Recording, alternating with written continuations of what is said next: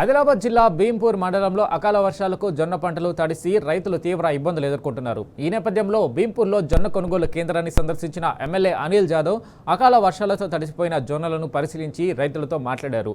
రైతులతో కలిసి భోజనం చేస్తూ వారి సమస్యలు తెలుసుకున్నారు. రైతులకు న్యాయం జరగకపోతే రోడ్డెక్కుతామని ఆయన హెచ్చరించారు. కరోనా లాంటి కష్టకాలంలో కూడా రైతుల కళ్ళాల్లో కాంటా పెట్టి పంట కొనుగోలు చేసిన ఘనత కేసీఆర్దని గుర్తు చేశారు.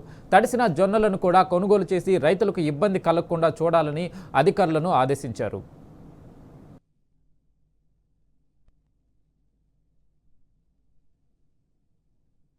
చేసుకోవాల్సిన ప్లాన్ కొనుగోలు కేంద్రాన్ని ఈ ప్రభుత్వం చేయలేదు.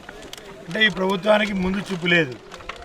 అదే గతంలో కేసీఆర్ గారు ముఖ్యమంత్రి ఉన్నప్పుడు రైతులకు ఎలాంటి ఇబ్బంది రాకుండా, వాళ్ళకి ఎలాంటి కష్టం రాకుండా ముందు చూపుతోటి ఒక ప్రణాళికతోటి ఏదైతే పంటల కొనుగోలుకు ఇన్ని వేల కోట్లు అని చెప్పేసి ముందే కేటాయిస్తుంది అతను.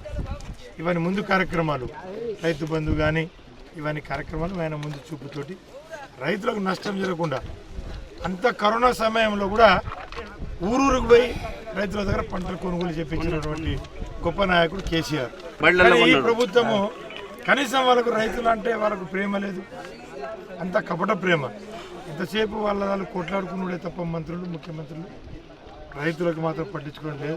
20 రోజులు ఇవాళ వాళ్ళు మార్కెట్లలో ఇవాళ అవస్థ పడుతూ ఉన్నారు. మరి మనం ఎంత డిమాండ్ ఏంటంటే వారు ఏదైతే పండించినటువంటి పంటను పూర్తిగా కొనాలి, తొందరగా ఇక్కడి నుంచి కూడా షిఫ్ట్ చేయాలి. వాళ్ళు కొట్టలేదు. అదే విషయంలో మనం కూడా ఏర్పాట్లను కూడా పరిశీలించడం, కలెక్టర్ గారితో కూడా మాట్లాడినాం. సరైనటువంటి లారీలు లేవు, హమ్మాలీలు లేవు, రైతులే నింపుకుంటుండ్రు సంచులు.